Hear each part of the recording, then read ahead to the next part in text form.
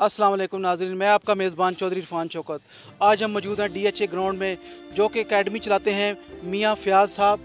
आज इनसे पूछते हैं कि ये इस अकेडमी को कितनी देर से चला रहे हैं और इनके जो जो इनके शागिर्द हैं उनमें से बड़े बड़े नाम हैं, वसीम अकरम, वकार यूनस और भी जो हैं वो उनसे पूछते हैं। अस्सलाम वालेकुम मियाँ साहब। वालेकुम सलाम सर। ये एकेडमी 2014 में हमने शुरू की और XX में ये शुरू की गई। बाद में जिस ग्राउंड में आप बैठे हैं ये G ब्लॉक में आए और अल्हम्दुलिल्लाह हमदन कसीरन तैयबन मुबारकन फ़ी।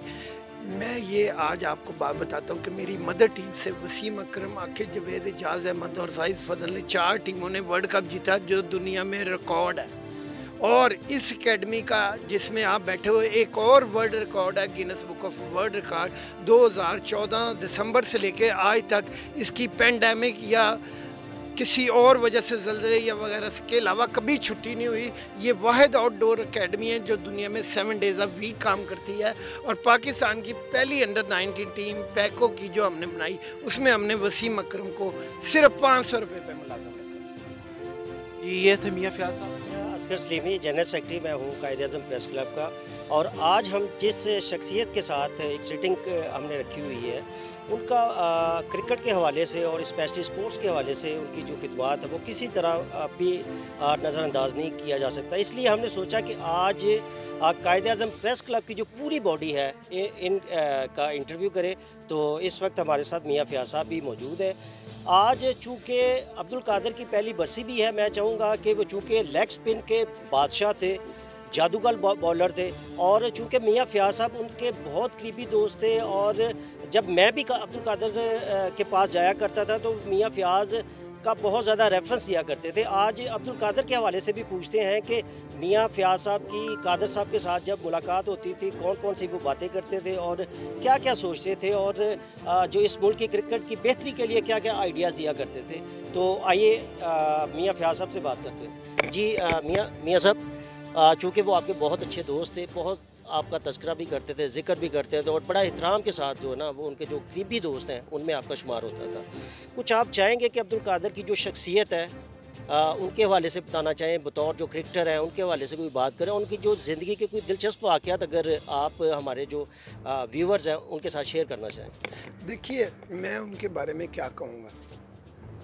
उनका यकीन, उनकी खुदी, उनकी बहुत बड़ी पहचान थी। अगर वो पाकिस्तान क्रिकेट बोर्ड में नई नौकरी कर रहे थे तो ये पाकिस्तान का नुकसान था।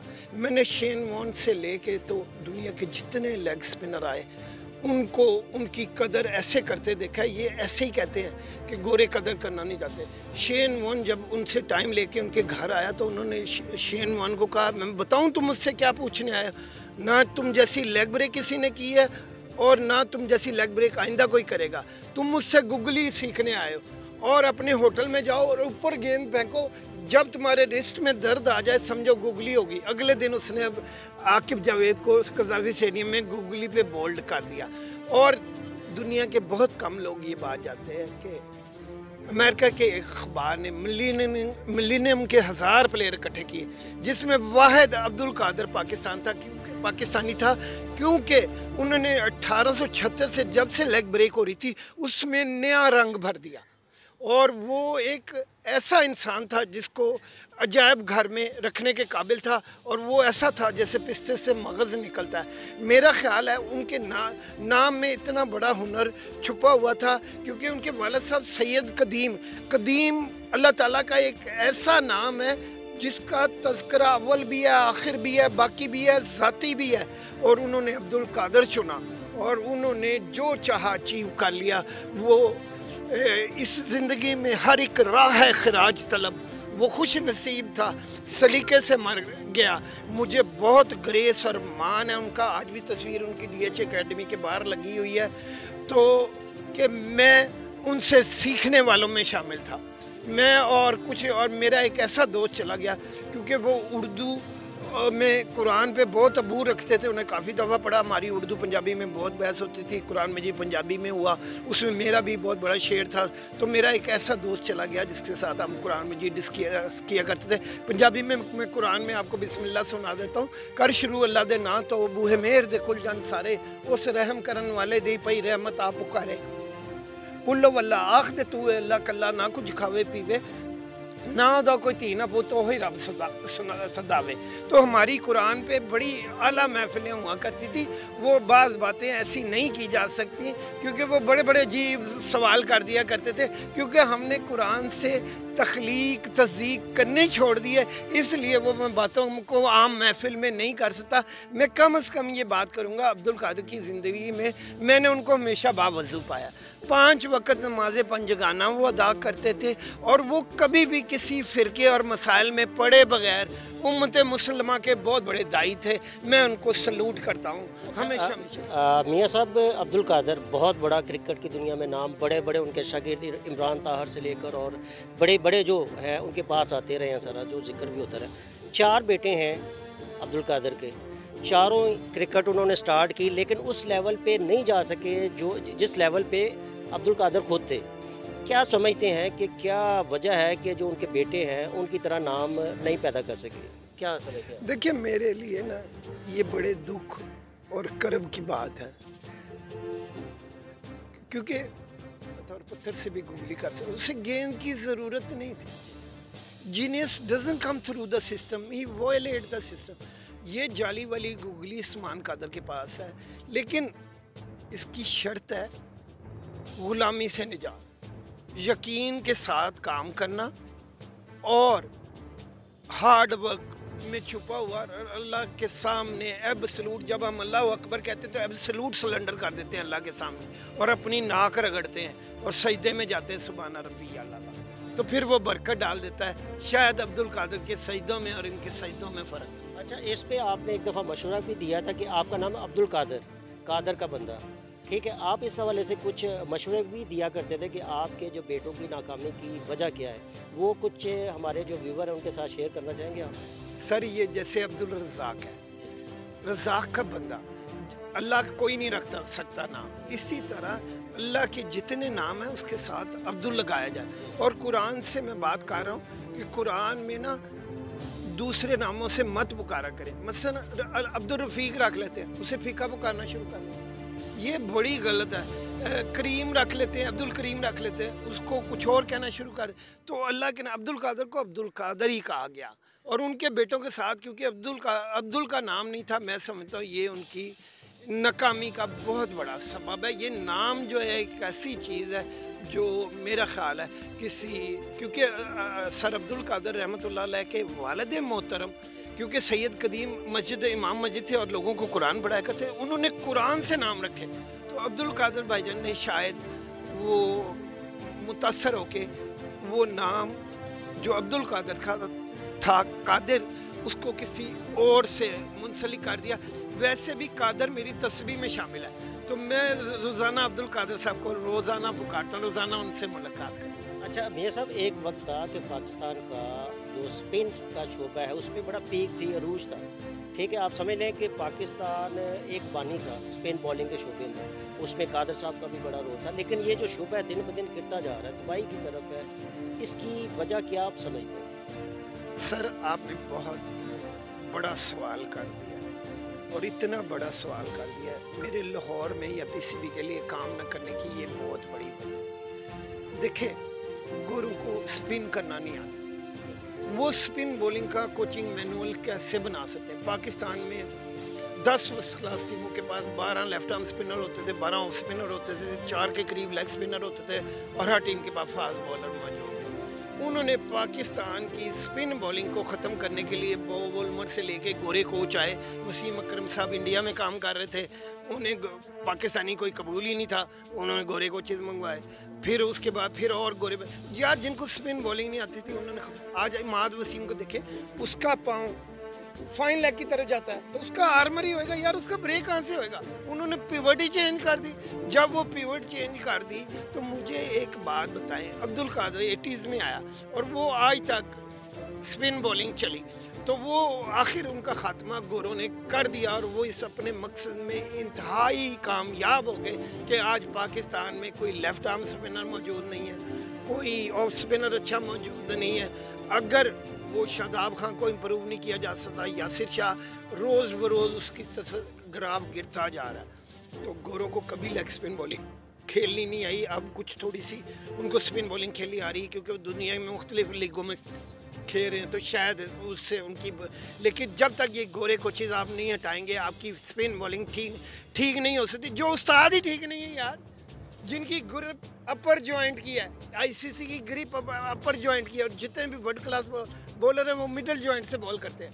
मेरा दुनिया में बांग्लादेश में किया गया इंटरव्यू आज भी आप गूगल पे जाके इमेजेस डाल के देख ले, 2012 से नंबर 1, तो उसमें मैंने बताया मिडल जॉइंट से ब्रेक तेज़ होता है। फ्लाइट उसको कहते हैं कि यहाँ से शायद मोबाइल गिरे तो बच जाए, ऊपर से मोबाइल कभी भी नहीं बच सकता, वो ज़मीन की तरफ तेज़ी से फ्लाइट होती है जिससे तेज़ गेंद ब्रेक होए। इन्होंने फ्लाइट को समझ लिया आहिस्ता से छोड़ दो, इस तरह नहीं होता भाई। आप दूसरी तरफ बैठे हुए हो, ये इससे पहले कि चिरागों को हवा ले जाए, रोशनी जिसको जितनी मिले वो उठा ले जाए। मेरा ख्याल रोशनी वो उठा नहीं सकते, वो सूरज नूर में शुरू होती है, लेकिन ये रात की आबादकारियों में ये लोग मसरूफ़ हैं, ये उसके करीब तक नहीं है, ये इसको बर्बाद करने पे तो लोग। जी नाज़रीन, हक सच की आवाज़ बुलंद की है, कभी उन्होंने नफ़ा या नुकसान ये नहीं देखा कि मेरे बेटों का नुकसान होगा, मेरा नुकसान होगा, हमेशा हक की बात करते थे। और ये भी हमेशा कहते थे, गोरे कोचेस के हमेशा मुखालिफ थे, कहा करते थे कि गोरा कोचेस पाकिस्तान के साथ, पाकिस्तान क्रिकेट के साथ, पाकिस्तान कौम के साथ कभी भी मुखलस इसलिए नहीं हो सकता कि उसको सिर्फ़ और सिर्फ डॉलरों से मोहब्बत होती है। लिहाजा जो कोचेस पैसों के लिए काम करते हैं कभी वो परफॉर्म नहीं कर सकते।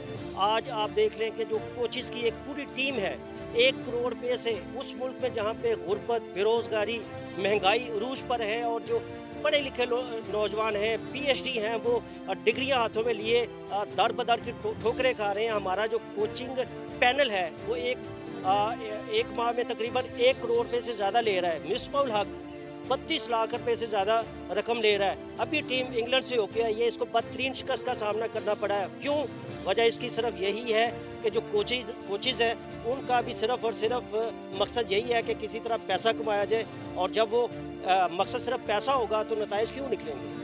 मैं यहाँ पे एक बात ऐड करना चाहता हूँ। मिसबाहुल हक की कप्तानी में पाकिस्तान टीम दुनिया में नंबर 1 बनी है, तो मैं ये बात करना चाहूँगा, ये कोचिंग पैनल हमें ऐसा ही चाहिए, हमें गोरे नहीं चाहिए।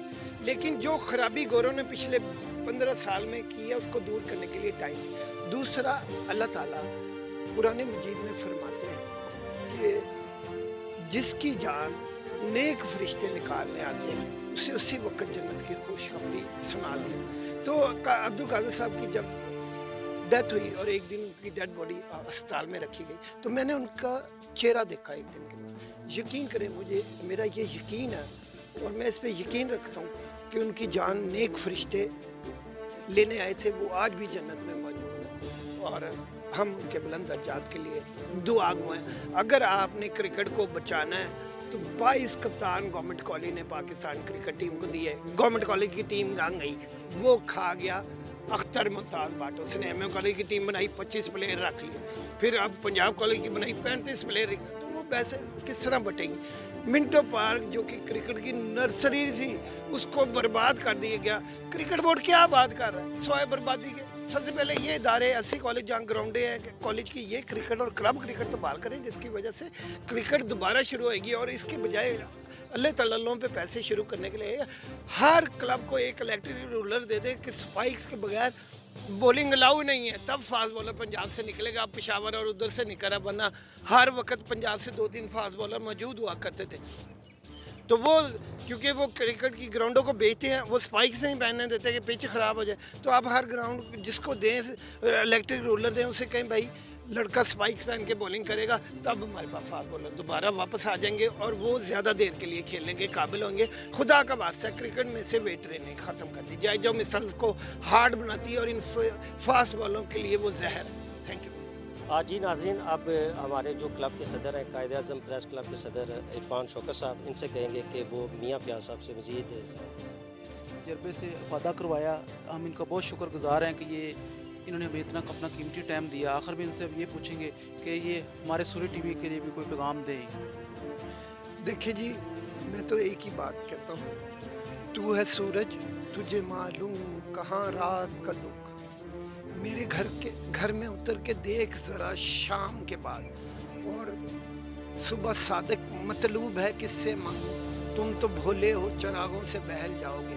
मैं इनकी इस कोशिश और काविश को सराहता हूँ, और मैं उम्मीद रखता हूँ ये हक और सच पर चलते हुए दुनिया के नक्शे पे सूरज की आबोताब की तरह जगमगाते रहेंगे, और लोगों के चहेते और खुशियाँ बांटते रहेंगे, और मुस्बत पैगाम को आगे बढ़ाते रहेंगे, क्योंकि ये दुनिया में मुस्बत पैगाम देने वालों की बहुत कमी होगी। Thank you very much. जी, ये फ़याज़ साहब अपने ख़यालात का इज़हार कर रहे थे, अब हम इनका शुक्रिया अदा करते हैं।